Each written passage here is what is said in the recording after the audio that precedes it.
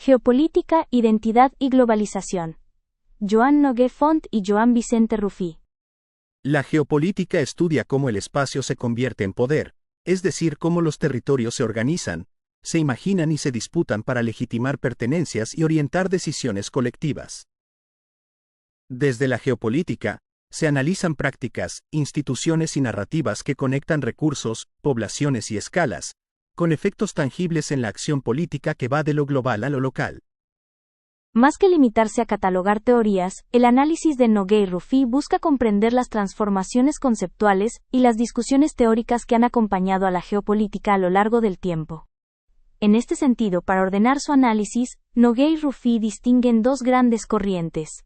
Por un lado, la tradición de la geopolítica, apoyada en el determinismo ambiental, la idea de que las condiciones naturales definen el desarrollo político de los pueblos, en un organicismo estatal, que concebía al Estado como un organismo destinado a crecer para sobrevivir, y en principios inspirados en el racismo y el darwinismo social, empleados para otorgar apariencia científica a la expansión estatal. Y por otro lado, la geografía política crítica, un enfoque que frente a los procesos de globalización, interroga la relación entre conocimiento y poder, y analiza cómo el poder se produce y ejerce multiescalarmente, evidenciando tanto la reestructuración del Estado como la reaparición activa de los lugares. Para comprender cómo la geografía política pudo afirmarse como ciencia de Estado, Noguer y Rufí organizan la discusión en torno a sus antecedentes intelectuales. Desde las explicaciones físicos y metafísicos se plantea que el espacio no es neutro, sino que condiciona, canaliza y justifica formas de poder. En este sentido, Anne Turgot subrayó la importancia histórica de la geografía política al concebirla como un campo que estudia la relación entre la geografía física, la distribución de los pueblos y la formación de los estados, destacando así que la organización política no puede entenderse sin su dimensión territorial e histórica. Por su parte, Ibn Khaldun profundizó en el determinismo ambiental y desarrolló una concepción organicista en la que la cohesión y expansión de las comunidades políticas dependen directamente de su relación con el medio natural y los asentamientos, vinculando tierra y sociedad como partes de un mismo proceso. Finalmente, Jean Bodin aportó una visión estratégica al establecer la relación entre la geografía física, en especial el relieve orográfico, y las posibilidades de defensa y expansión de los estados, mostrando cómo el espacio condiciona las capacidades militares y políticas. Noguer y Rufí continúan el análisis al contrastar el determinismo contra el posibilismo, cuestionando si el medio natural condiciona, o solo enmarca, las formas de organización política y territorial. En este marco, Montesquieu, en El espíritu de las leyes, plantea una relación estrecha entre medio, costumbres y gobierno. Él argumenta que, a pesar de cómo el clima influye en los regímenes y hábitos políticos, las sociedades conservan un margen de acción a través de sus leyes e instituciones que les permite transformarse. Por otro lado, Friedrich Hegel, desde una tradición eurocéntrica, analiza la consolidación del Estado, subordinando la naturaleza al espíritu, donde la geografía fija escenarios, pero la historia y la razón determinan el despliegue estatal. Finalmente, Noguer y Rufí destacan cómo ciertas explicaciones reforzaron la idea de que la expansión y dominación del espacio eran inevitables.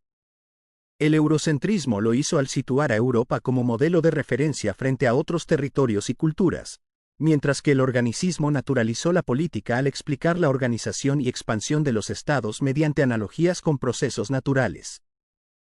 En este marco, Karl von Clausewitz vincula de forma práctica la geopolítica con la estrategia militar.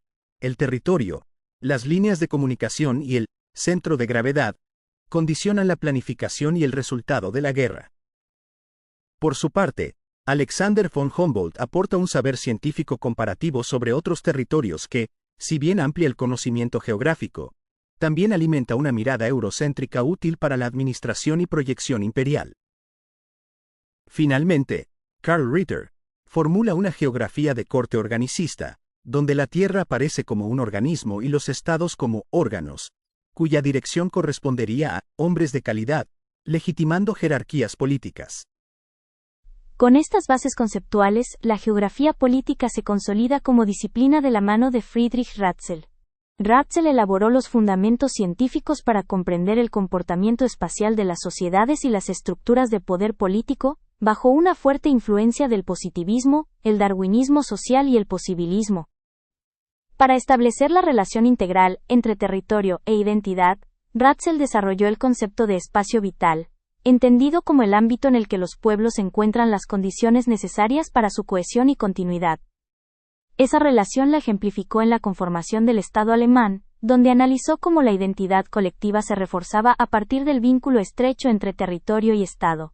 Asimismo, planteó la expansión como expresión de la dinamicidad estatal, señalando que todo Estado tiende a extenderse como manifestación de su vitalidad y de su capacidad de supervivencia. En esta lógica, sintetizó la estrecha conexión entre espacio y supervivencia, al sostener que la permanencia del Estado, y por tanto de la sociedad, dependía de asegurar y ampliar su territorio. En este sentido, la importancia de Ratzel, según Nogué y Rufí, reside en haber dotado a la relación Estado-territorio de categorías y método, volviendo la proyección estatal una exigencia naturalizada. A partir de este punto, otros autores profundizaron y radicalizaron sus planteamientos, contribuyendo a la consolidación de la geografía política como disciplina y a la emergencia de la geopolítica como ciencia de Estado. En este sentido, Rudolf Kielland, politólogo sueco, desde la concepción del Estado como un ser vivo, contribuyó a la elaboración de las bases científicas de la política.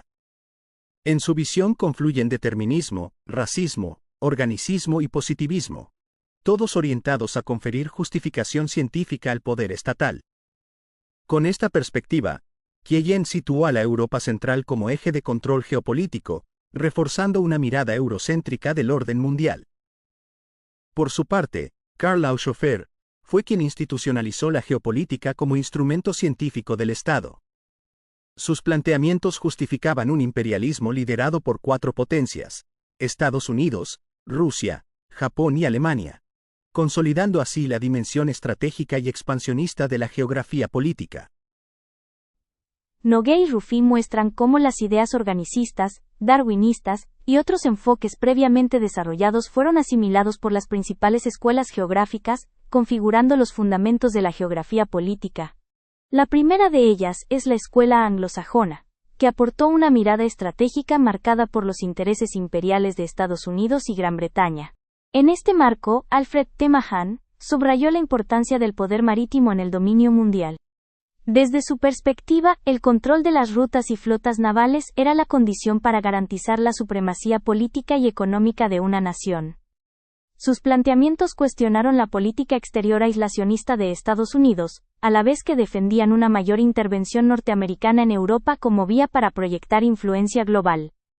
Por otro lado, Halford Mackinder, geógrafo inglés, ofreció una lectura geográfica y sistémica de la historia universal, al distinguir 3 etapas: precolombina, colombina y poscolombina, siendo esta última la de la competencia global entre potencias imperiales. En este marco, planteó la necesidad de replantear el sistema de libre mercado y defendió alianzas entre las potencias marítimas, Estados Unidos, Canadá, Sudáfrica, Australia y Japón, y los estados del arco interior como estrategia frente a los poderes continentales. Como derivación de la tradición anglosajona pero con rasgos propios, surge la llamada geopolítica de la Pax Americana, formulada por Nicholas Spykman. Spykman promovió el intervencionismo de Estados Unidos en Europa, en contraposición a la tendencia aislacionista. En su visión, la paz debía concebirse no como ausencia de conflicto, sino como una tensión controlada que asegurara el equilibrio y la estabilidad en el sistema internacional. Una de sus aportaciones más influyentes fue la noción de Rhineland, la franja costera que bordea Eurasia desde Europa del Este hasta el sudeste asiático. Spykman consideraba que este espacio era el auténtico eje de control del mundo, ya que quien dominara el Rhineland podría garantizar la hegemonía sobre el orden global. Tras la tradición anglosajona y la geopolítica de la Pax Americana, Nogué y Rufí incorporan otros enfoques nacionales que muestran la diversidad de lecturas de la geografía política en el siglo XX.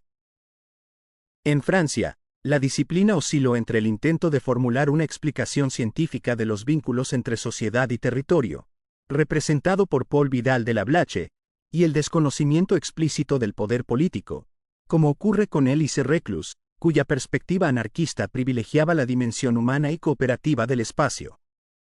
A partir de los años 70, el marxismo introdujo un nuevo marco de discusión que más tarde se consolidó y, en cierto modo, se dogmatizó en la revista Heródote, convertida en un referente del análisis geopolítico crítico.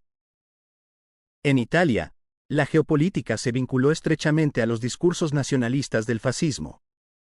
Asimiló las propuestas inspiradas en el nazismo alemán y las combinó con el futurismo, corriente que exaltaba la modernidad técnica y la expansión como destino nacional. Con ello, la geopolítica italiana se convirtió en un soporte intelectual del régimen, proyectando una visión territorial acorde con el pensamiento conservador y expansionista. Desde la tradición rusa y posteriormente soviética, la geopolítica se centró en la constitución del nacionalismo y en las relaciones de tensión internacional con otras potencias. Desde esta lógica territorial, se concibió como herramienta para afirmar la cohesión interna del Estado y, al mismo tiempo, proyectar influencia hacia su periferia y áreas estratégicas, siempre en pugna con los bloques rivales. Finalmente, en América Latina, la geopolítica estuvo marcada por la influencia del pensamiento militar estadounidense. A lo largo del siglo XX, se configuró como un campo vinculado a la lucha geoestratégica contra el comunismo, reproduciendo muchas de las doctrinas de seguridad continental impulsadas desde Washington.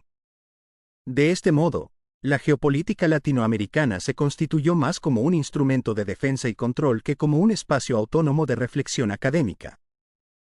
Por último, Nogué y Rufí cierran el recorrido con el surgimiento de la geografía política crítica en los años 80. Este enfoque introduce nuevas explicaciones histórico-sociales de la conformación de los estados-nación, la geografía y el poder, alejándose de los determinismos clásicos. También propone nuevas formas de analizar la expresión del poder en diferentes escalas, reconociendo que lo político se produce tanto en el sistema mundial, como en las dinámicas nacionales y locales. Finalmente, abre el campo a la exploración de nuevas relaciones entre el sistema mundo, los estados-nación, las localidades y las identidades, lo que permite releer la geopolítica en el contexto de la globalización.